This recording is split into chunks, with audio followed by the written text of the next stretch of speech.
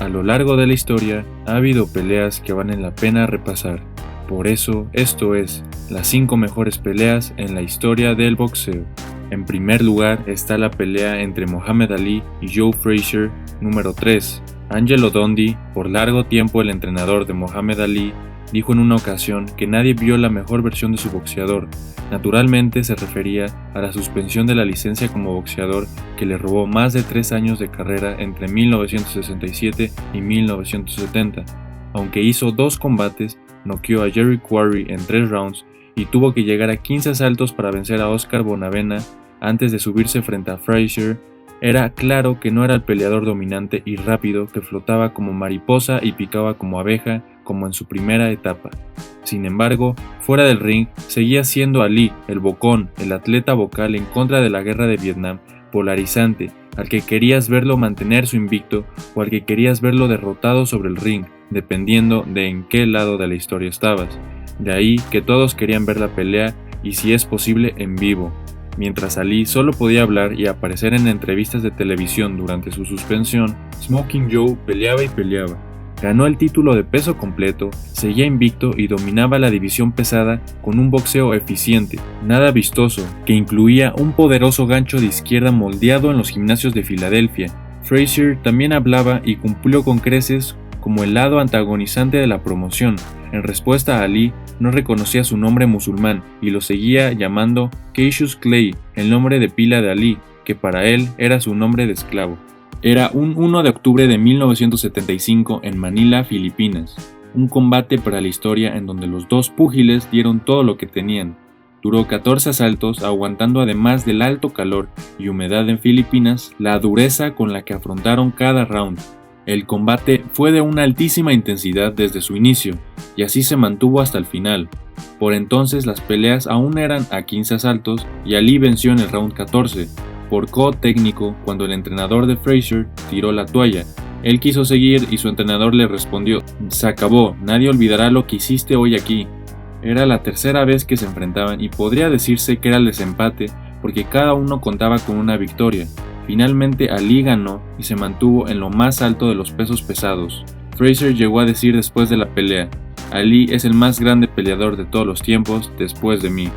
Aunque hay textos por internet que afirman que fue al revés y que lo dijo Ali de Frazier, la realidad es que esa frase la pronunció Frazier refiriéndose a Muhammad Ali. En segundo lugar está la pelea de Muhammad Ali vs George Foreman. Era un 30 de octubre de 1974 en el estadio 20 du Maipara de Kinshasa, Zaire, actualmente la República Democrática del Congo. Peleaban contra la historia 2 púgiles enormes. A un lado del cuadrilátero estaba Ali, que con 32 años buscaba un golpe de efecto mundial tras 3 años sin licencia para boxear por negarse a servir al ejército estadounidense en Vietnam.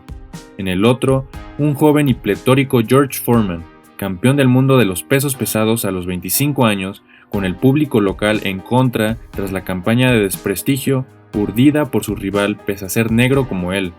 Durante las 6 semanas que duró el aplazamiento de la pelea por un corte en un ojo de Foreman, Ali no dejó de soltar golpes dialécticos a su rival contra las cuerdas en el show mediático.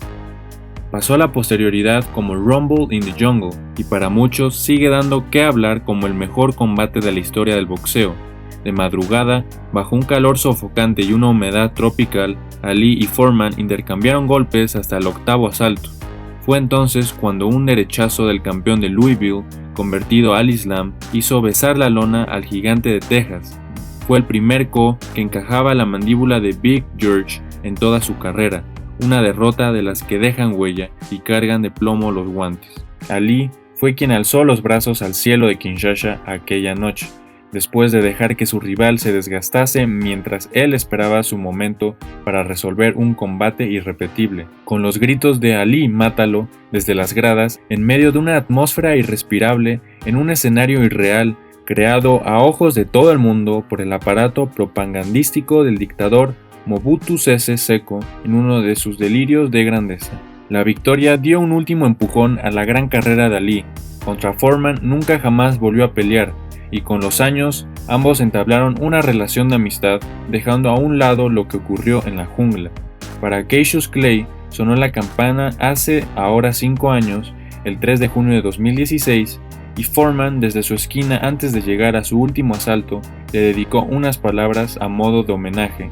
Fue un héroe del que estar orgullosos. Espero que aparezca otro gran campeón a su altura y también alguien como yo que se esfuerce tanto en derrotarle, porque en Kinshasa ganaron Ali y el boxeo. En tercer lugar está la pelea entre José Luis Castillo y Diego Corrales número 1. El 7 de mayo de 2005, en el Mandalay Bay Resort y Casino en Las Vegas, tuvo lugar una de las peleas más emocionantes y vibrantes de toda la historia del boxeo, cuando Diego Chico Corrales se enfrentó en un combate de unificación al mexicano José Luis Temible Castillo. Corrales colocaba en juego su cinturón ligero OMB, mientras que Castillo haría lo mismo con el cetro CMB y finalmente conseguir el campeón mundial unificado de las 135 libras. Desde un principio de la pelea hubo acción, emoción y altas expectativas para todos los presentes.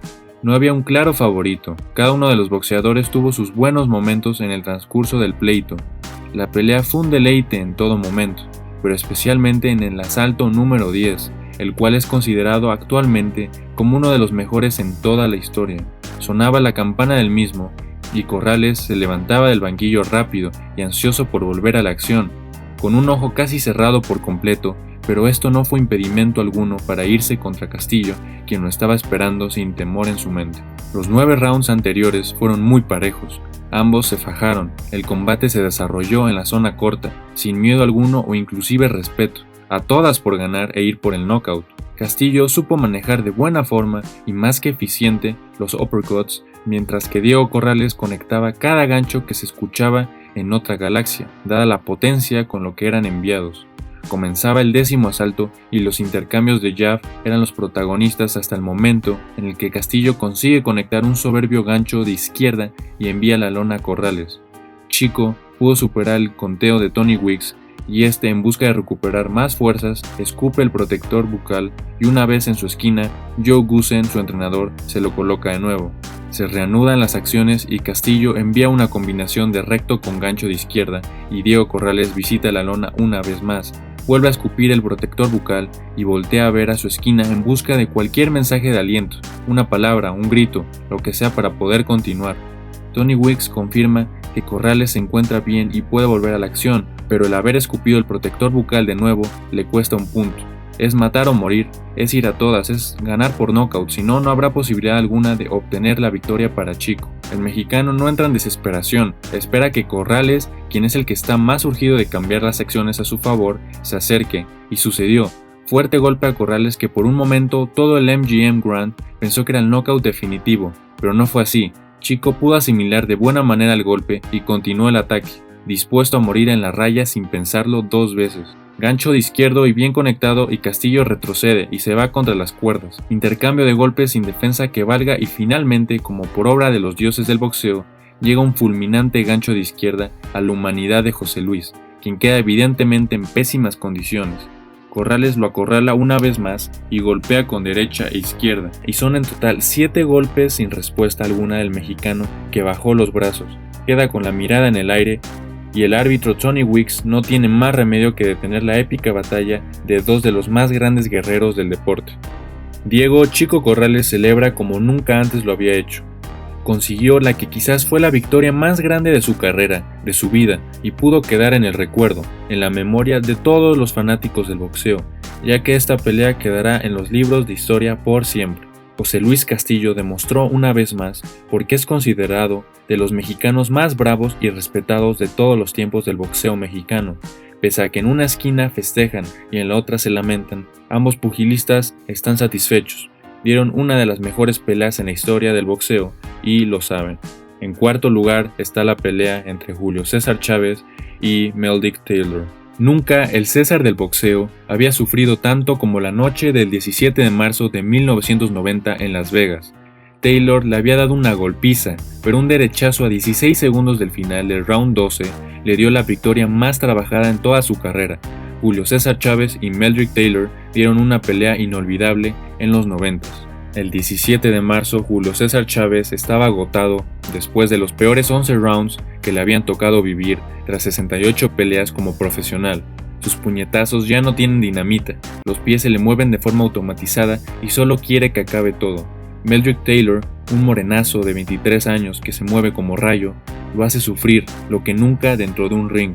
«Hazlo por tu madre, por tu familia, por México», gritaba el entrenador español José Búfalo Marina Chávez.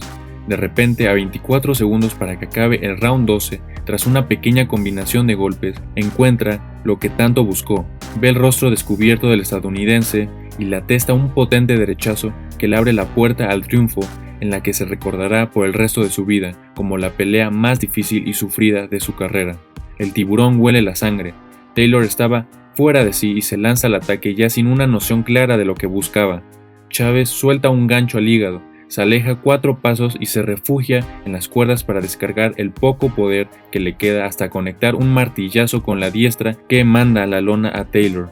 1, 2, 3, 4, 5, 6, 7, 8, 9. El referee Richard Steele ya no sigue la cuenta a falta de 16 segundos para que acabe el round.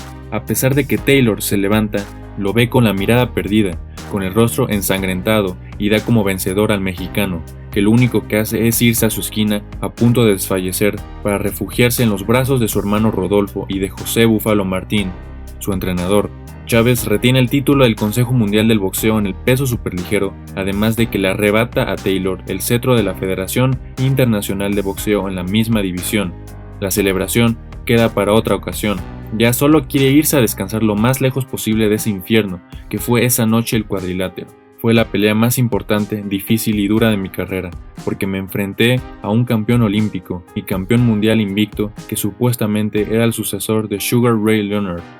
Pero no pudo ser porque lo noqueé, declararía 5 años después a ESPN, un combate en el cual Chávez sumó $1.4 millones a su cuenta bancaria, mientras que Taylor se embolsaba $1 millón.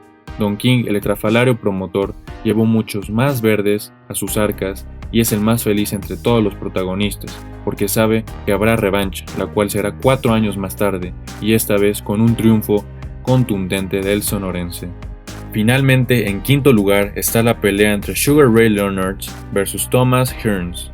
A principios de los 80, una irrepetible generación de púgiles arrebató la atención mediática que concitaban a los pesos pesados para concentrarla en divisiones más livianas, especialmente en la horquilla que iba desde el welter al medio. El cabeza de cartel de aquel fantástico grupo era Sugar Ray Leonard, que había cerrado una espectacular carrera como amateur con el oro olímpico en los Juegos Olímpicos de Montreal 76 y había pasado a profesional con idéntico éxito hasta que cosechó contra pronóstico su primera derrota ante el panameño Roberto Mano de Piedra Durán. Leonard recuperó el cinturón del peso welter superando a Durán en una revancha apasionante, la famosa pelea del no más, y mientras reconstruía su imperio, emergía a su sombra una figura imponente, la de Thomas Hitman Hearns. La Cobra, otro de sus sobrenombres, de Detroit, fue el primer gran discípulo del coach Emanuel Stewart, que posteriormente entrenaría a Lennox Lewis y Vladimir Klitschko, y su impacto en la categoría fue instantáneo. Nunca se había visto un peso welter de casi 1,90 de estatura y 2 metros de envergadura, que además era extraordinariamente rápido y tenía una pegada fulminante. Al tiempo que Sugar Ray iniciaba su conquista de otros pesos, subió al super welter para una sola pelea, ganando el título.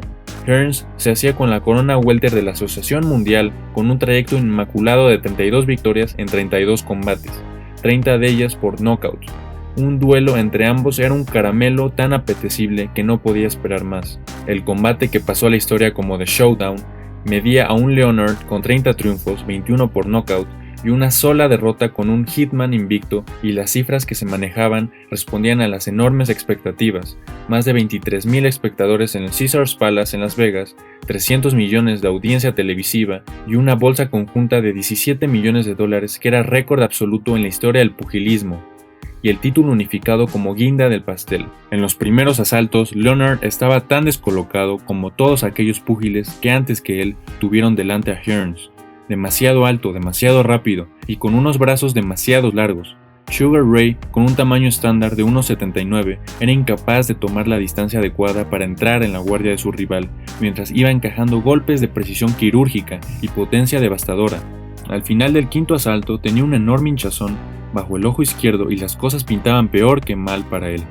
Si algo tenía Leonard era recursos. Increíblemente se rehizo y en los 2 siguientes rounds tomó la iniciativa, conectó un gancho a la barbilla de Hearns, demostrándole que tenía la capacidad de hacerle daño y recuperó crédito en las cartulinas de los jueces. El combate, sin embargo, estaba lejos de tener un dueño absoluto porque Hitman acabó por retomar el control.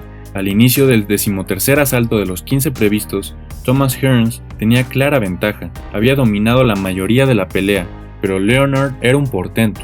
En su esquina, Angelo Dundee le había dicho que era el momento de atacar y Sugar Ray se aplicó a ello. Un derechazo resquebrajó la guardia de Hearns y luego encadenó una combinación que envió a su oponente a las cuerdas en busca de refugio. Le salvó la campaña, pero solo fue un aplazamiento del desenlace porque Leonard había olido sangre y no estaba dispuesto a soltar la presa. En el 14º round continuó con derechas y combinaciones. Finalmente el árbitro detuvo la pelea, decretando victoria de Sugar Ray Leonard por KO técnico. El vencedor, sin embargo, pagaría un alto precio por ceñirse aquel cinturón. Al año siguiente tuvo que pausar obligatoriamente su fulgurante carrera por un desprendimiento de retina. El cartel del segundo y último combate entre ambos, que también fue espectacular, aquella magnífica pelea que figura en todas las listas de combates top de todos los tiempos, les hizo crecer a ambos. Al final de sus carreras, tanto Leonard como Hearns habían amasado títulos en 5 pesos diferentes. Pero antes de colgar los guantes, estos 2 titanes tenían que enfrentarse una vez más. La reedición tuvo lugar mucho después, el 12 de junio de 1989, de nuevo en Las Vegas, en el peso supermedio y bajo el rimbombante nombre de The War. Fue otro pulso magnífico e intenso en el que Leonard dominó, pero donde Hearns le envió a la lona en 2 ocasiones y que acabó en empate, haciendo justicia a las extraordinarias carreras de ambos rivales.